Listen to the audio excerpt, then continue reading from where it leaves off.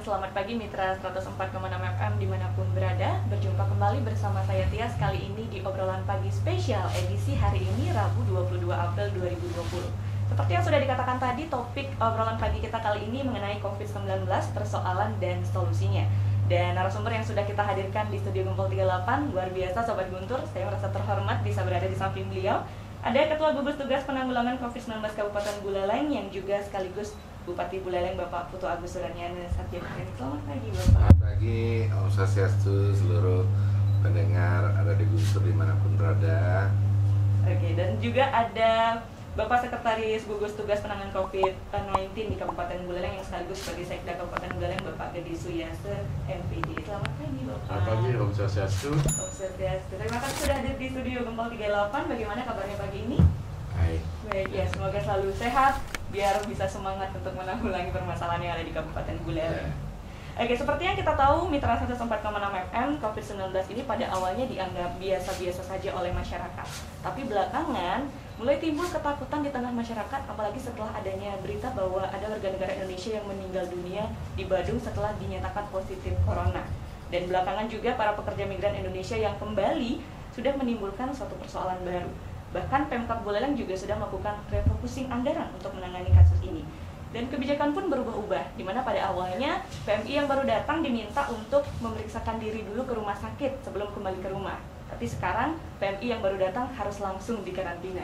Sebelum kita membahas mengenai masalah PMI Pak ya yang sudah terjadi baru-baru ini, bisa dijelaskan dulu apa saja sih yang sudah dilakukan oleh Pemkab Buleleng sejauh ini untuk menangani permasalahan COVID-19?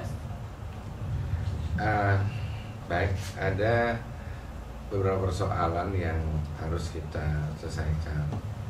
Pertama, yang kita lakukan paling pertama adalah memberikan edukasi kepada masyarakat lewat camat, kepala desa bahwa pandemi corona ini kita bisa kurangi dengan disiplin, melakukan hidup yang sehat, kebersihan di lingkungan, kemudian cuci tangan dan lain sebagainya.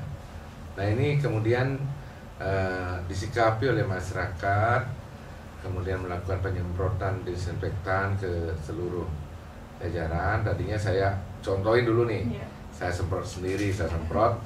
Setelah itu lagi 2 harinya, lagi 3 harinya semua mengikuti dan saya merasa berbahagia sekali dengan surat edaran juga, dengan mengatur jam buka tutup pasar, kemudian pusat-pusat keramaian, toko, ya, sehingga sekarang bisa dilihat jam 8 pagi baru buka dan jam 4 sore sudah tutup, dan kita lihat mulai jam 6, jam 7 jalanan sudah relatif sepi dan kami dapat kesempatan untuk melakukan penyemprotan dari SKPD kami.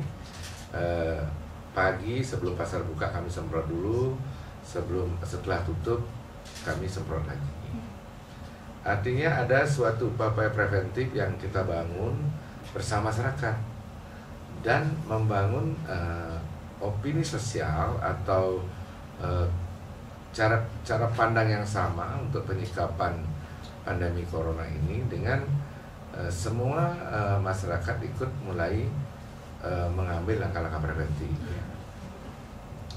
Nah selanjutnya terjadilah satu kasus corona yang sampai saat ini belum sembuh ya, sampai Pak Sekda, saya sekarang dampingin Pak Sekda nih ya, karena saya berdua ini terus kita bau-membau setiap hari, setiap jam kita selalu mendesakkan membahas segala macam persoalan terhadap perkembangan yang terkini daripada corona ini. Nah, yang pasien 03 inilah pertama kali yang teridentifikasi atau terkonfirmasi positif. Nah, kemudian pernah Buleleng dimasukkan ke zona merah karena ada transmisi lokal. Sebenarnya transmisi lokal dari pasien 03 ini, ya. Ini yang kena transmisi lokal ini adalah sopirnya yang menjemput ke bandara, ya. Kemudian bidan dan perawat yang tinggal dalam satu tempat, ya, yang sedang merawat pasien 03. Terjadilah sebuah kehebohan di masyarakat karena kita langsung melakukan isolasi terhadap seluruh pasien dengan tracing berapa yang berhubungan semua. Nah, ini mulai ada kehebohan dan masyarakat mulai secara perlahan mulai istilahnya orang Bali bilang enggak, wah ini corona ini berbahaya sekali, dan TV kemudian media sosial memberikan informasi tentang kejadian-kejadian penularan corona di luar negeri yang begitu dahsyat. Ya. Sampai di Amerika pernah satu hari 2.500 yang meninggal, Italia juga begitu. Nah, dan di negara tetangga kita sudah mulai terjangkit. Tentu pemerintah juga mengambil langkah-langkah yang dramatis menyangkut bagaimana upaya-upaya secara terstruktur penanganan corona. Di samping upaya yang kita lakukan dengan masyarakat, juga pemerintah melakukan refocusing anggaran. Jadi yang namanya refocusing anggaran ini adalah bukan sebuah penyesuaian anggaran dalam tatanan anggaran yang kita miliki yang sudah kita sepakati di APBD, tapi menyangkut juga anggaran yang dipotong sesuai dengan kemampuan pusat. Jadi ini kalau nggak salah hampir 30% lebih ya. Berapa kita dipotong? 366 miliar. 366 miliar anggaran kita dipotong, bisa dibayangkan. Kemudian tidak ada DBH, dana bagi hasil provinsi turun. Kemudian bagi hasil pajak hotel dan restoran dari Badung 50 miliar turun. Kalau kita nol ya, kalau kita hitung-hitung ini semuanya sampai yang kita punya PAD hampir 481 miliar, hampir 500 miliar. Nah, ini pengurangan. Kemudian sekarang kita refocusing anggaran dengan dana yang ada, istilahnya penanganan, dan melakukan upaya-upaya menyediakan, membantu untuk bersinergi dengan di Departemen Sosial, kemudian dana desa, kemudian dana adat ya, untuk menyiapkan mulai apa yang namanya BLT. Setelah kita siapkan ini, kami akan menunggu penunjuk pusat. Kami anggaran sudah disediakan oleh Pak Sekda selaku ketua pengguna anggaran Kabupaten Buleleng. Nah, kemudian upaya-upaya yang dilakukan berkembang terus. Ketika tahap pertama, pemerintah pun menganjurkan isolasi mandiri. Adik-adik kita yang pulang dari kapal pesiar, ya, saat itu dikumpulkan ejen-ejen kapal pesiar oleh Bapak Gubernur Bali yang menyatakan bahwa adik-adik tersebut sudah membawa surat keterangan sehat. Di bandara hanya diperiksa dengan termogan, cek suhu saja. Akhirnya ada kejadian baru lagi. Mereka akhirnya terkonfirmasi positif setelah di beberapa hari ada di Bali. Ini kan persoalan lagi. Kemudian ada kekhawatiran persoalan isolasi mandiri. Maaf ini, jangan marah. Tidak semua, karena adik-adik saya melakukan isolasi mandiri yang PM ini banyak yang tidak disiplin. Keluar, bahkan ada yang maaf ini minum-minum dan lain sebagainya. Ini sangat berbahaya, sangat berbahaya. Nah, inilah dari beberapa persoalan yang ada ini, coba kita jadikan sebuah data untuk memasukkan cara-cara ilmiah penanganan dan kecenderungan tadi kita combine. Akhirnya ketemu rumusan bahwa pertama dengan provinsi adalah adik-adik kita yang datang per tanggal, kalau nggak salah, per tanggal berapa ya kita mulai? Seminggu lalu ya? Tanggal 12 ya. Itu mulai datang, setiap yang datang itu di rapid test ya. Di rapid test yang positif rencananya ini akan ditangani oleh provinsi. Yang negatif silakan pulang, tapi melakukan isolasi yang istilahnya tidak mandiri lagi, isolasi, kalau saya bilang karantina lah gitu ya. Karantina. Nah, saya tarik ke belakang lagi, kejelian kita di Buleleng, saya bersama Bapak Sekda, Ketika baru mulai corona merebak, ketika kita lihat berita di luar menyangkut kalau mau wabah ini harus ada penanganan yang serius. Ada kegalauan di Rumah Sakit Umum Buleleng ya. Pasien-pasien yang ada di sana galau karena bercampur dengan pasien corona. Kemudian kita pernah melakukan isolasi terhadap 73 perawat bidan yang merawat karena ada 2 terkonfirmasi positif. Ini kan persoalan yang bisa menjadi persoalan serius menyangkut keseluruhan pelayanan kesehatan di Kabupaten Buleleng. Saya putuskan terus untuk membangun atau menambah infrastruktur atau hardware-nya untuk Rumah Sakit Girimas kita jadikan rumah sakit khusus pandemi corona. Ini pertama kali mungkin di Bali ya, atau mungkin Indonesia mungkin. Kita bangun sendiri, kita buat yang khusus. Memang ada perlawanan karena tidak pahaman, masyarakat menolak dan sebagainya. Akhirnya mereka saya jelaskan, saya langsung turun 2 kali ke sana. Masyarakat akhirnya mengerti dan paham. Persoalan kendala-kendala kecil seperti penyediaan APD, masker, alat-alat kita secara perlahan kita tutupi. Jadi anggaran ini disediakan Bapak Sekda. Satu saja kita sudah menganggarkan 17 miliar ya. Karena kita membeli alat ventilator sebanyak 4 buah ya. Sekarang kita punya 5. Dan sekarang barang itu sudah dicari. Banyak sekali rumah sakit yang lain sedang mencari ventilator untuk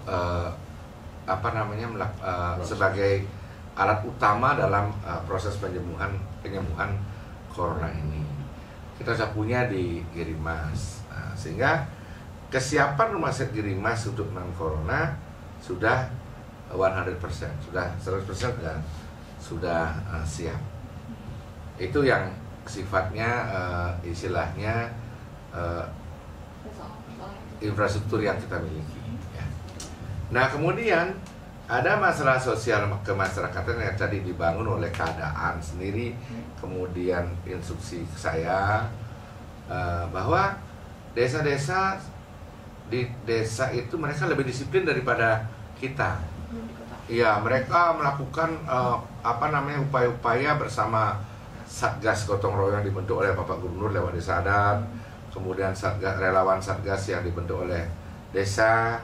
Mereka sangat bersinergi semua ya untuk menganggarkan dana Desa Adat untuk penanganan pembelian hand sanitizer, kemudian disinfektan, sampai APD. Mereka diminta mengadakan di Desa Adat. Mereka melakukan penyemprotan sehingga malah ini berlebihan, kadang-kadang jalan utama ditutup. Ini sekarang udah enggak, artinya cuma diperiksa aja, disemprot. Artinya ketakutan, kondisi kecenderungan sosial itu menandakan bahwa mereka aware ya, artinya sadar bahwa ini berbahaya. Nah, kemudian menangkap itulah akhirnya ada persoalan baru ketika PMI yang negatif ini diserahkan ke daerah, kita lakukan karantina. Saya memikirkan kecenderungan di desa saya tangkap, sehingga saya merasa perlu waktu itu mendistribusikan PMI ini ke desa.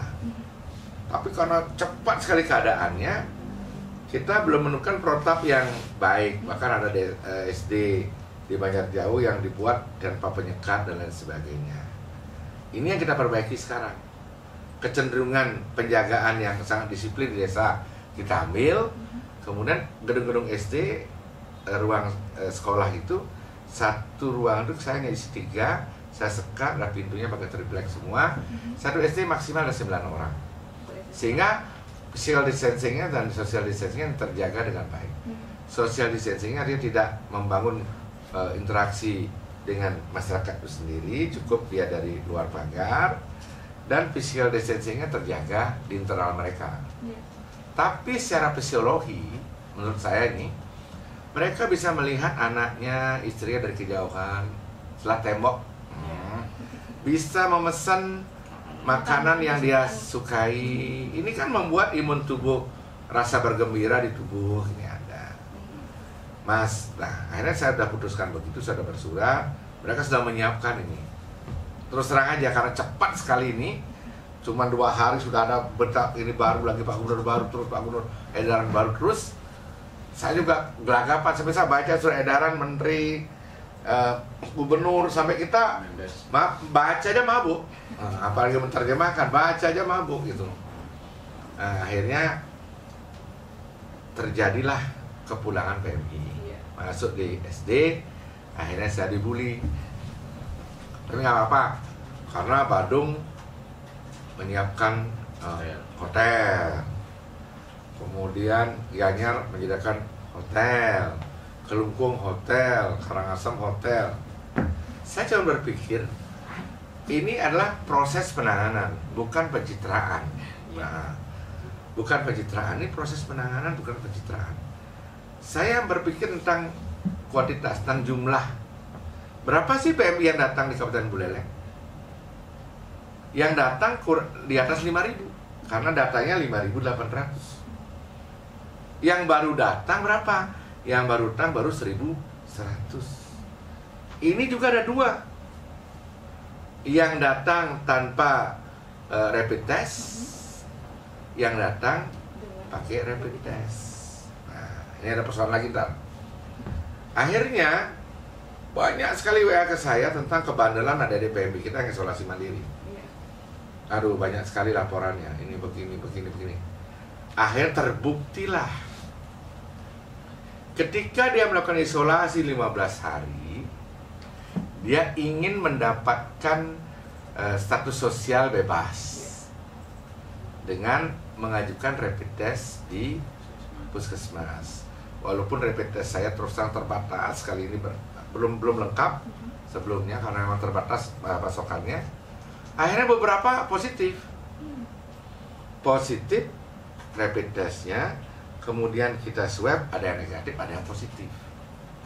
Kalau rapid test imunnya ini positif, swabnya positif, artinya mereka masuk langsung Girimas terkonfirmasi positif. Tapi ada juga swabnya negatif. Kalau yang negatif ini silahkan dirawat sesuai dengan protokol kedokteran yang lain. Artinya ada sesuatu yang berbahaya sekarang di masyarakat, ya. Adik-adik yang pulang, ya, sebelum masa memakai rapid test. Akhirnya saya putuskan 2 hari yang lalu, sampai saya mencoba mencari lah gitu ya, mencari informasi tentang rapid test. Nah, saya jelaskan sekarang. Rapid test itu ada 2 macam. Bicara tes corona itu ada 3, ada rapid test imun, ada rapid test antigen. Di Bali belum ada, tapi saya dengar baca di TV Pak Ridwan Kamil beli sampai ke Korea. Kemudian ada yang PCR, yang swab tadi. PCR-nya hanya 1, ada mesin di Sangla yang kapasitasnya cuma 69 per hari. Bayangin itu. Kalau banyak jumlahnya bagaimana kita Bali ini? Makanya saya, orang mau bully kek, mau nyanjung, resah, saya nggak pernah hiraukan itu. Yang jelas saya yakini apa yang saya lakukan sudah melakukan pendekatan sosial dan ilmiah yang saya terima dari dokter dan media sosial dan lain sebagainya. Nah, yang rapid test yang sudah 15 hari, sekarang 20 hari udah ya. Per hari Rebu sekarang ya, per sekarang rencana saya rapid test semuanya. Nah, perusahaan baru ada lagi. Mereka ada yang tinggal di Denpasar. Kemarin saya di Bongan Cina, di Petemon, tinggal di Denpasar. Mereka nggak tahu pengumuman saya, nggak tahu apa, tiba-tiba pulang ke Petemon. Sampai di Petemon, panas badannya positif. Ini kan bingung saya jadinya. Banyak sekali persoalan, makanya kebijakan selalu berubah karena persoalannya macam-macam. Makanya saya bilang adik-adik PMI bukan semua nakal. Ada beberapa dia nakal, disiplin. Di kapal kalian kan bisa disiplin sekali. Kenapa sekarang di sini nggak disiplin? Apa saya mau represif gitu loh? Saya kan udah lakukan persuasif ini. Tolong, ngerti ya, berdalam nyaman-nyaman di rumah, yang gelem. Bukan masalah kita biaya, tapi penularannya ini kalau ada yang ditularin ini ada sakit yang lain, wah bisa meninggal gitu. Nah, inilah kita tangani yang PMI juga begitu. Hotel kita terbatas di Buleleng. Dan saya amati, maaf ini, ya jangan marah. Adik-adik juga yang di hotel nggak disiplin juga. Saya khawatir antar mereka terjadi penularan, kan itu. Dengan masyarakat saya bisa potong, tapi antar mereka juga. Karena satu hotel ada yang 50, ada yang 130. Nah, untuk itulah saya berikan sedikit keleluasaan. Cukup 2 hari di hotel. Setelah itu saya distribusi ke desa. 2 hari yang lalu saya kumpulkan berdesa adat, kepala desa melanggar saya karena nggak boleh rapat lebih dari 25, tapi rapatnya maraton 90, 190, tapi di halaman saya dengan physical distancing udah kita atur semua.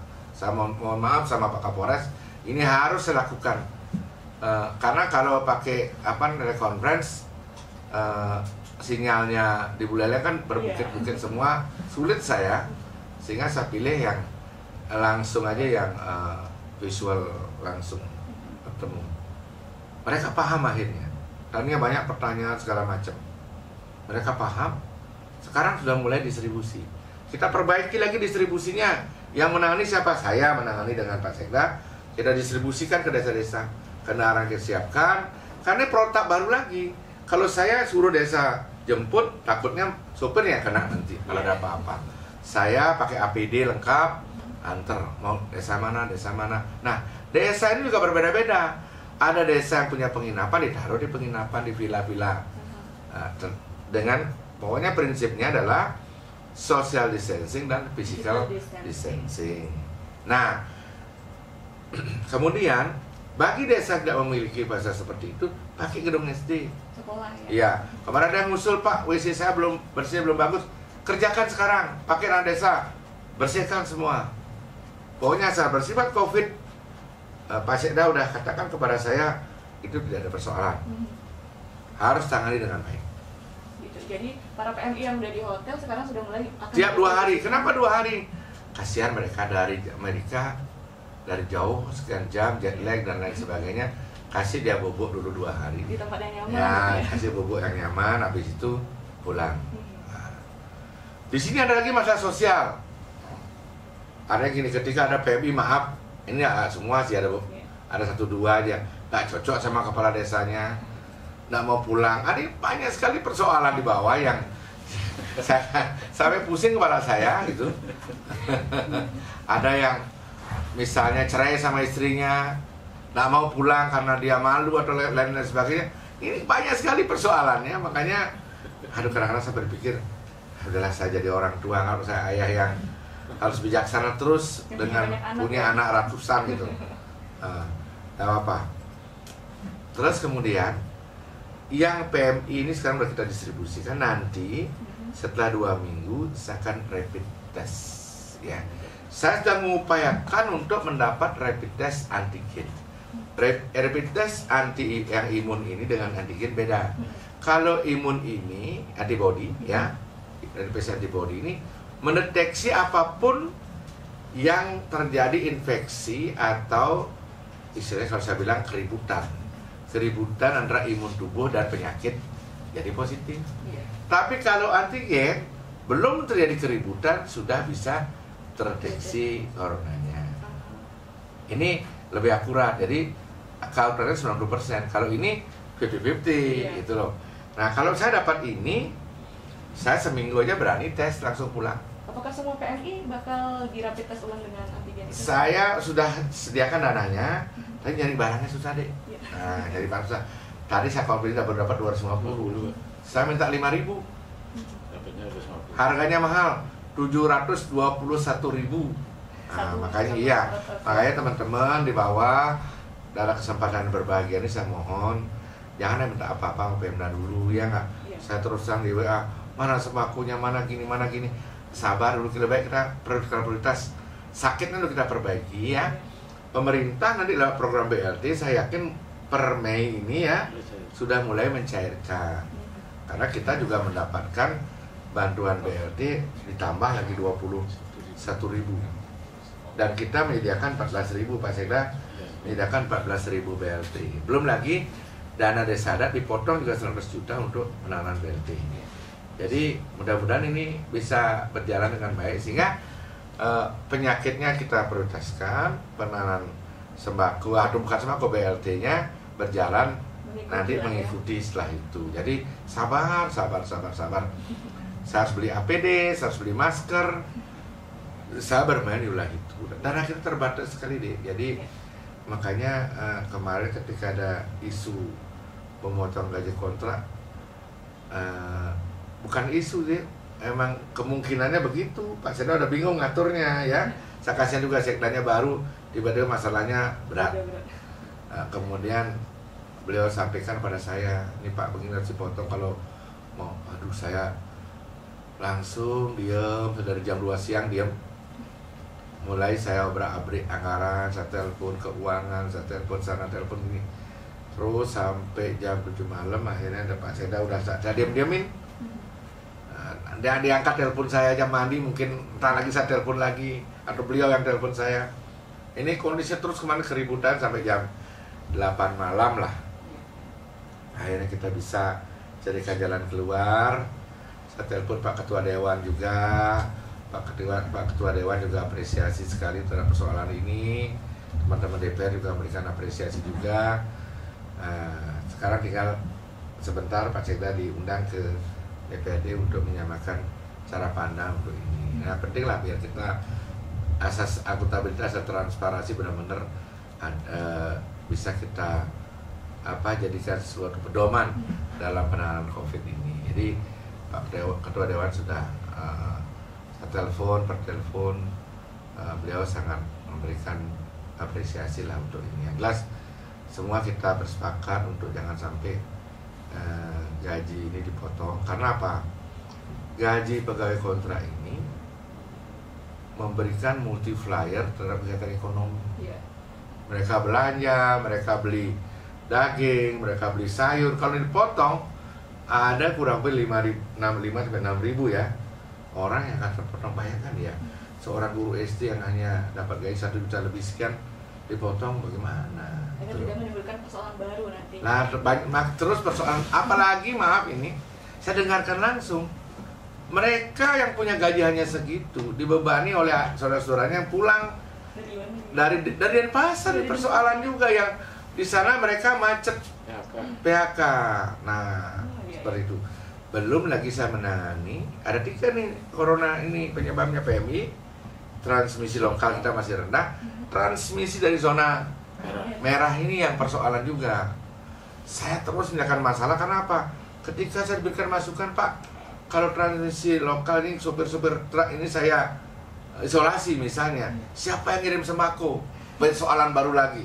Aduh, kan begitu ya. Jadi ini yang kecil-kecil lah saya pikir. Karena kita orang lapangan, saya pikir siapa yang ngirim sembako dari Jakarta atau dari Surabaya. Kalau sampai ini ada orang wacana lockdown, sebentar, pelan-pelan dulu, sabar. PSBB, sabar. Kita siap nggak? Gitu loh. Makanan kita siap nggak? Gitu loh.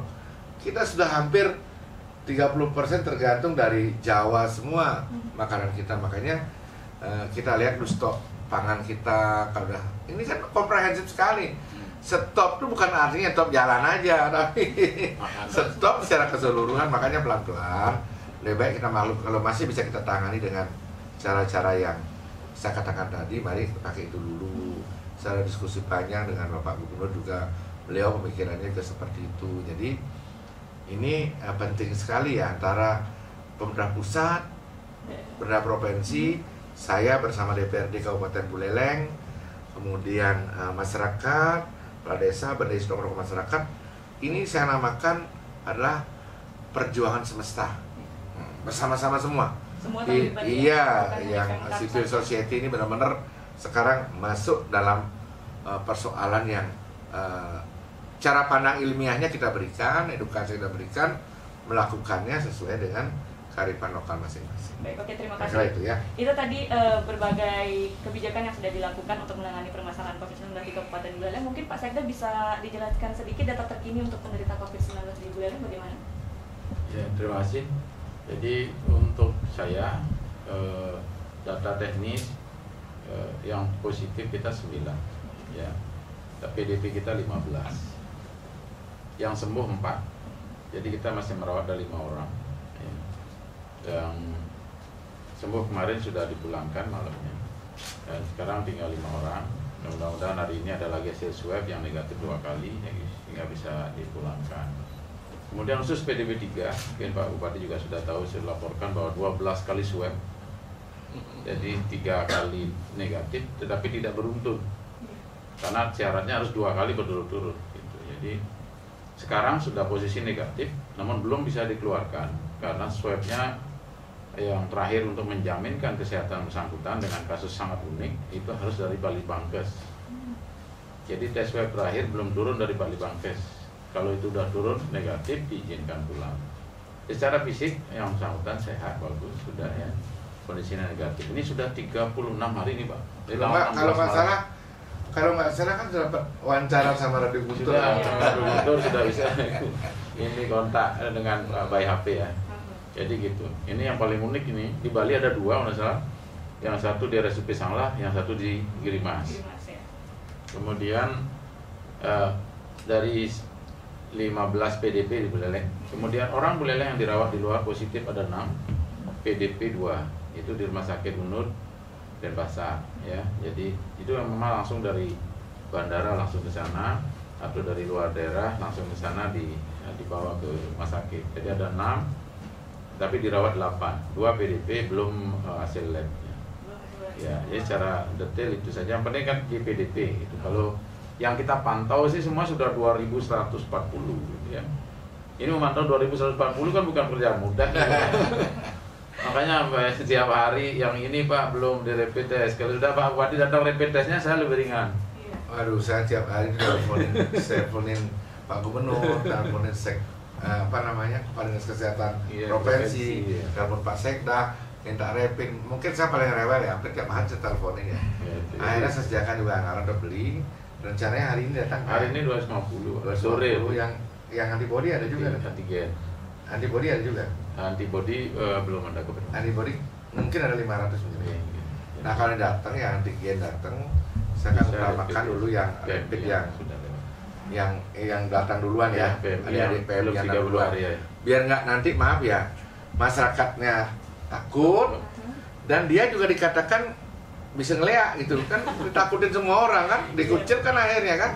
Nah ini. Jadi didahulukan yang saya udah minta di desa-desa hari ini dikumpulkan. Yang 30 hari ya. Yang 2 bulan enggak. Oke. Ya, yang 30 hari semua. Oke deh. Semoga ada segera kabar bahagia ya dari para pekerja migran Indonesia yang datang. Oke. Masih banyak sekali sebenarnya pertanyaan-pertanyaan dan Tias yakin Sobat Guntur yang mendengarkan hari ini juga bakalan ada banyak yang bergabung. Tapi sebentar kita break iklan dulu Sobat Guntur dan saya kembalikan dulu ke rekan saya Rangga. Silakan rekan Rangga. Baik, terima kasih rekan Rangga dan kembali lagi Mitra 104,6 FM bersama saya Tias di obrolan pagi spesial edisi hari ini Rabu 22 April 2020. Dan seperti yang Rangga bilang tadi, kesempatan kali ini saya berikan untuk penelpon. Sudah ada yang bergabung? Halo? Mungkin bisa dicoba lagi untuk Mitra 104,6 FM yang ada di rumah di 23455 jika ada. Oke. Halo, selamat pagi. Halo? Halo, selamat pagi. Halo? Halo. Halo, oke, dengan Bapak siapa di mana? Sama Nang Biot. Oke, langsung Pak. Selamat pagi Om Swastiastu Pak Bupati. Yang saya hormati. Yang Nang Biot dari Mahyong. Nah, betul-betul merasa prihatin Pak Bupati, Pak Sekda yang saya hormati. Berkalian dengan COVID-19 ini menimpa seluruh dunia, termasuk di Buleleng dan Bali. Khususnya ini sekarang untuk Buleleng. Saya menyadari kesibukan, kebingungan kita bersama. Guru sisir kita ini dari Bapak Presiden sampai Gubernur dengan Pak Bupati Wali Kota. Sebalik saja. mengatasi COVID-19 yang tidak selesainya, yang tidak habis-habisnya. Ada saja COVID-19 yang baru, muncul yang baru-baru. Hal-hal apa yang menyebabkan terjadi begini? Saya teringat Pak Bupati, ya Pak Sekda, tahun 1963, sebelum tahun tak enak, gunung meletus, Gunung Agung. Ya, itu tanda-tanda yang saya sulit dibayangkan. Oke Pak, mungkin bisa langsung. Singkat saja ya. Iya. Singkat, langsung. Saya singkat. Sekarang Gunung Agung meletus maunya kedua ini. Ini belum meletus-lebut seperti 1963. Kelebut dan sebagainya. Saya tidak mengerti. Apakah itu menandakan suatu hal-hal yang seperti itu seperti 1963 ini? Ya, segala upaya-upaya sekali sudah dijalankan oleh Bapak Bupati dari Gubernur. Yang terakhir, saya tidak banyak komentar. Saya ingin menyampaikan Pak Bupati Sekda, ya, segala upaya yang sudah dilaksanakan semua di masyarakat dengan Pak Bupati, dengan baca adat, baris adat sebagainya. Masyarakat Buleleng dan Bali khususnya sudah melaksanakan apa yang sudah petunjuk anjuran dari himbauan Pak pemerintah sudah dilaksanakan dengan baik dalam sekali ini. Saya yakin masyarakat Buleleng dan Bali ini sangat tertib dan patuh dan taat sekali ini. Tetapi ada kebingungan masyarakat yang tersebut, khususnya saya Semayong. Saya penyandang disabilitas tunanetra, cuma istri yang kakinya tidak bisa jalan. Tetap saya di rumah diam. Anak saya masih di Amerika. Teman-teman yang Buleleng masih banyak di Amerika. Belum pulang. Ini belum pulang. Di Buleleng ini. Saya tetap komunikasi. Syukur anak saya masih di sana dalam keadaan sehat walafiat. Sampai memantau keadaan ini. Dulu Bapak Pesiar, teman-teman Bapak Pesiar tidak pulang ke Bali. Saya sangat sedih. Pahlawan devisa yang sangat luar biasa untuk Bagani. Semua berbondong-bondong pulang. Apalagi di Bali ini. Oke Pak, intinya Pak langsung. Saya intinya Pak Bupati. Bapak Bupati yang saya hormati, jangan berputus asa. Istilah duit ada sakranya Pak Bupati. Ada kepanjangnya duit plus B. D-nya doa, ya, punya usaha, C-nya iman, T-nya taat, B-nya apa tuh? Bersolidaritas, bergotong royong, membahu-membahu, satu sama lainnya, bersatu, sekali mengusir COVID-19 supaya tidak muncul di bumi bersada hari ini. Selamat berjuang Pak Bupati, Pak Sekda. Selamat berjuang lagi. Jangan menyerah sambil berdoa. Duit B. Terima kasih Om Santi Om. Baik, terima kasih untuk Pak Mang Bion di Mayang yang sudah bergabung bersama kami. Berikutnya di belakang Pak Mang Bion, apakah sudah ada mitra 104,6 FM yang bergabung? Oke. Halo, selamat pagi. Halo, selamat pagi. Oke, dengan Bapak siapa di mana? Dengan Pak Adi di Kebujati, Bu. Pak Adi, oke, langsung singkat saja Pak ya untuk pertanyaan ataupun sarannya. Baik, selamat pagi. Sangat menarik sekali tema pada pagi hari ini tentang COVID-19, persoalan dan solusinya. Om Swastiastu, selamat pagi Bapak Bupati, Bapak Sekda, dan seluruh masyarakat Buleleng. Seperti tadi telah dijelaskan secara detail, sungguh luar biasa semangat Bapak Bupati dan seluruh jajaran serta masyarakat yang telah membantu guna mengatasi permasalahan COVID selama ini. Seperti kita ketahui bersama bahwa COVID-19 ini menjadi masalah kita semua, dan tentu saja langkah-langkah cepat yang terintegrasi dengan semua pihak telah dilaksanakan tanpa mengenal lelah. Saya pribadi dan sebagai masyarakat Buleleng mengucapkan terima kasih kepada Bapak Bupati dan semua pihak yang telah banyak memberikan kontribusi dalam pencegahan terhadap keberadaan penyakit atau virus COVID Corona yang terjadi di Buleleng. Dan tentu saja tidak lepas dari solusi, saya pribadi mengharapkan kepada seluruh masyarakat Buleleng untuk senantiasa selalu mengikuti imbauan pemerintah seperti halnya masalah social distancing, physical distancing, dan THBS yang selama ini tentu saja kesadaran dan disiplin masyarakat Buleleng yang semakin meningkat. Saya rasa demikian Bapak, saya berharap semoga kita semua diberikan kesehatan, khususnya Bapak Bupati dan seluruh jajaran, agar bisa dengan segera mengatasi permasalahan atas penyebaran COVID-19 yang terjadi di Buleleng. Selamat Bapak dan tetap semangat.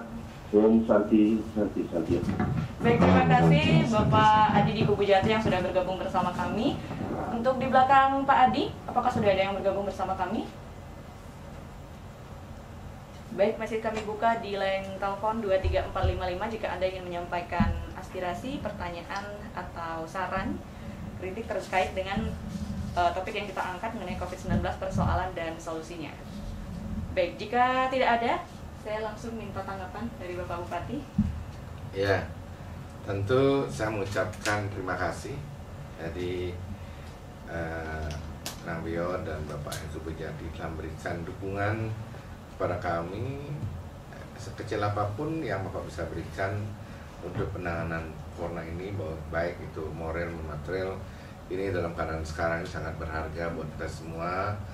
Dukungan moral ini juga akan berikan semangat pada kita, dan jangan khawatir, saya bersama seluruh jajaran Pak Seda, teman-teman di DPRD semua siap sebagai pelayan masyarakat untuk berjuang sekuat tenaga memutus mata rantai virus corona ini.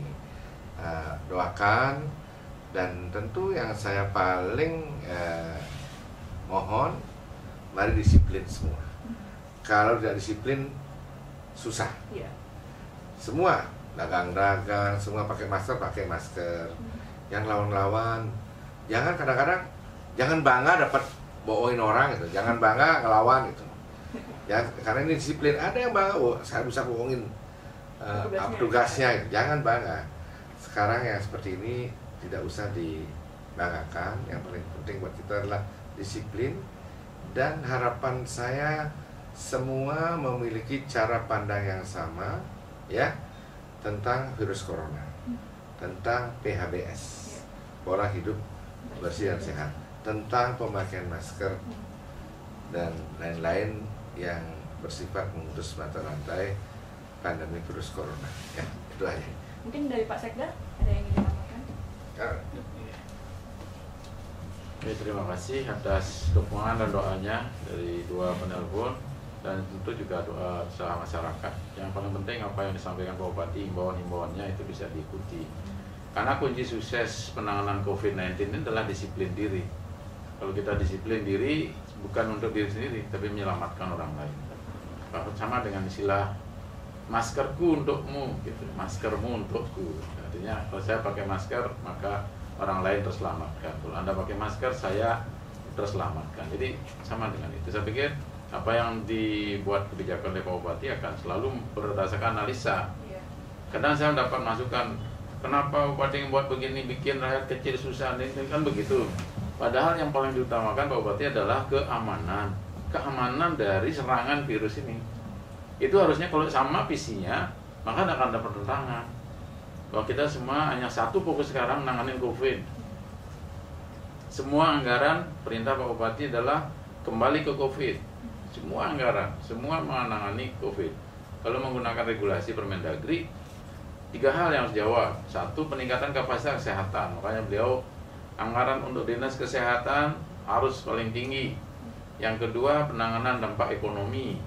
Ya, UMKM sekarang didata apa yang bisa dilakukan untuk bisa mensupport penanganan ketahanan pangan, ya. Kita terus ngecek, Pak Bupati merintahkan Kadis Perindag untuk ngecek harga pasar sembako seperti apa. Yang ketiga, JPS, jaring pengaman sosial. Beliau sediakan untuk sampai bulan Juni. Cuma saja belum bisa dicairkan karena menunggu supaya cairnya bersamaan. Nanti kalau sepihak dapat, nanti rame. Ada sosial kecemburuan. lagi. Padahal ini masalah waktu saja. Semuanya nyiapkan kok. Sampai ada dana desa dibuatin edaran Pak Bupati. Dana desa juga diposting sekian persen untuk menangani JPS yang tidak dijawab oleh pemerintah pusat dan daerah. Ya. Jadi oleh karena itu, ayo bersama-sama dengan kepala daerah, Pak Bupati sendiri yang memimpin daerah ini untuk bersama menghadapi itu semua. Saya pikir itu saja, Mas. Oke, jadi intinya kita semua harus disiplin dan kontribusi semua pihak itu sangat diperlukan. Mungkin dari Pak Bupati ada ingin menyampaikan closing statement? Sudah, itu aja. Itu Saya aja. minta disiplin aja. Oke, disiplin ya yang paling penting Sobat Guntur. Jadi jangan bandel-bandel. Caranya mudah sekali dengan kalian berdiam diri di rumah, menggunakan masker dan selalu menjaga pola hidup bersih dan sehat. Oke, itu menarik sekali pembahasan obrolan pagi kita edisi hari ini ya, spesial di hari Rabu 22 April 2020. Jangan lupa untuk kalian yang kelewatan obrolan pagi edisi hari ini, kalian bisa langsung tonton di YouTube-nya Radio Guntur. Jangan lupa kalau kalian suka sama videonya, di like. Kalau ada saran atau masukan, tinggalkan di kolom komentar. Oke, untuk waktu berikutnya saya kembalikan ke rekan saya Rangga. Silakan rekan Rangga.